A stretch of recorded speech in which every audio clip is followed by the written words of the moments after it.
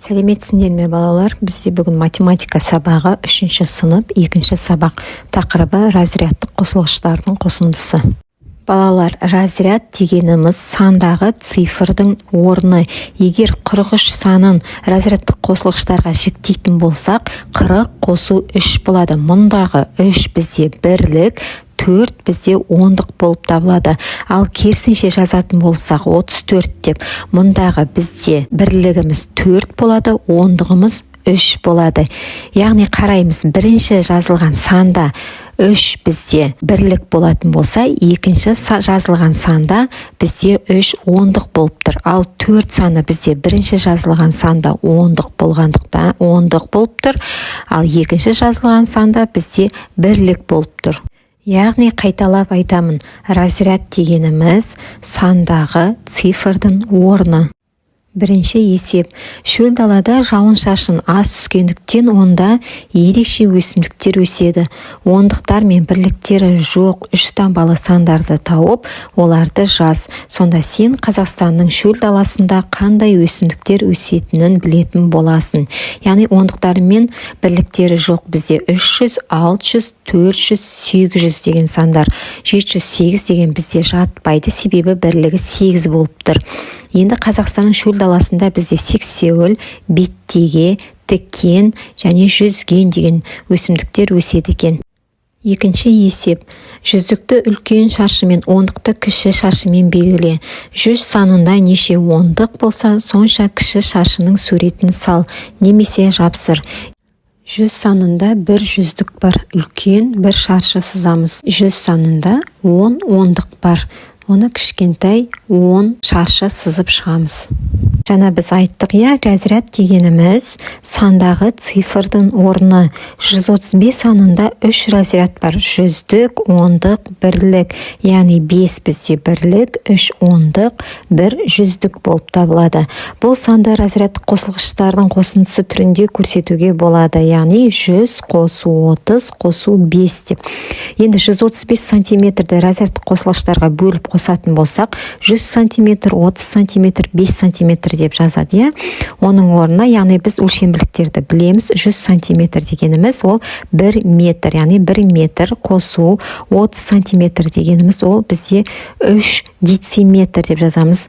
Яғни 5 сантиметр бізде өзі қалады. Төртінші есеп. Түсіндір және есепте. 565 санын разрядтық қосылғыштарға бөліп қосқан, яғни 500 қосу 60 қосу 5. Енді осылай қалған есептерді шығарамыз. 400 қосу 50, бізде 450 шығады. 400 қосу 5, 405 шығады. 450 қосу 5 разрядтық қосылғыштарға жіктегенде 400 қосу 50 қосу 5 болады. 455. 670 азайту 70 тең разрядтық қосылғыштарға жіктеп аламыз. 600 қосу 70 азайту 70 тең бізде 600 шығады. 677 азайту 7 тең 600 қосу 70 қосу 7 азайту 7 тең 670 шығады. 677 азайту 600. Тағы да разрядтық қосылғыштарға жіктейміз. 600 қосу 70 қосу 7 азайту 600 тең 77 шығады. 509 азайту 500. Разрядтық қосылғыштарға жіктейміз. 500 қосу 9 азайту 500 тең 9 шығады. 590 азайту 500 тең 500 қосу 90 азайту 590 шығады. 590 азайту 90, 500 қосу 90 азайту 90 тең 500 шығады. 789 азайту 9 тең 700 қосу 80 қосу 9 азайту 9 тең 780. 789 азайту 80, 700 қосу 80 қосу 9 азайту 80 тең 709 шығады. 789 азайту 700 тең 700 қосу 80 қосу 9 азайту 789 шығады. Төртінші есептің ә нұсқасы, яғни өлшем бірліктерді сантиметрге айналдырып шығарамыз. Сендер балалар білесіңдер, 1 метрде 100 сантиметр бар, 1 дециметрде 10 сантиметр бар.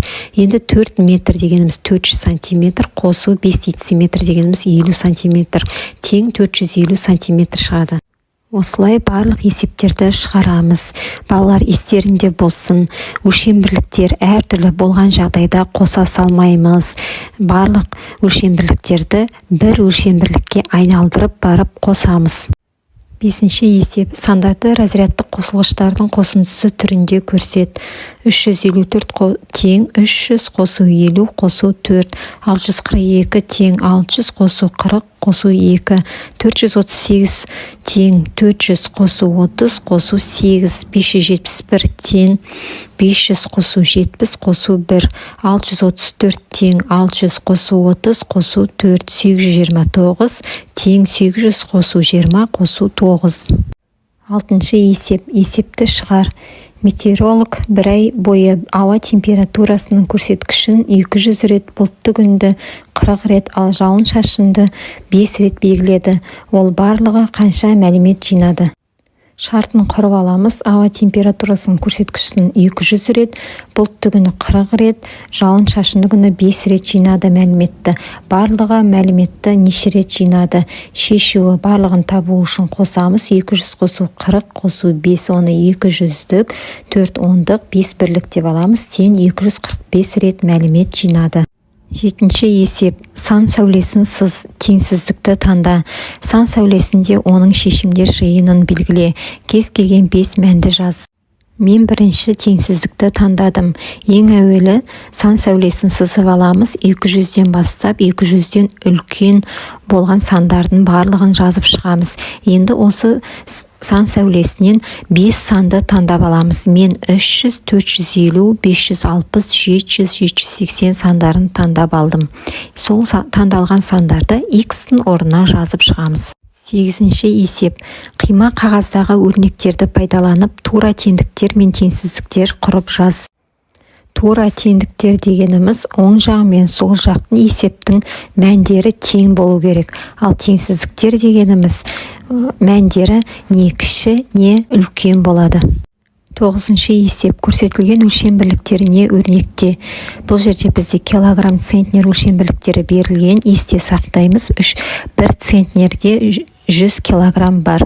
350 килограмм, ол бізде 3 центнер 50 килограмм, 3 центнер 80 килограмм дегеніміз 380 килограмм, 300 килограмм, ол бізде 3 центнер, 2 центнер 5 килограмм дегеніміз 205 килограмм, 200 центнер 40 килограмм дегеніміз 240 килограмм, 1000 килограмм, ол бізде 10 центнер, 270 килограмм, 2 центнер 70 килограмм, 2 центнер 9 килограмм дегеніміз 209 килограмм, 2 центнер, ол бізде 200 килограмм. 10-ші есеп. 9, 1, 8 цифрларынан тұратын барлық 3 таңбалы сандарды құр. Оларды кему ретімен жаз. 918, 981, 198, 189, 819, 891 сандары шығады. Енді бұларды кему ретімен жазайық. 981, 918, 891, 819, 198, 189. Осымен бүгінгі сабағымыз аяқталды, балалар. Мен сендерге пайдалы болсам, осы видеоны достармен бөлісуді ұмытпа. Сау болыңдар.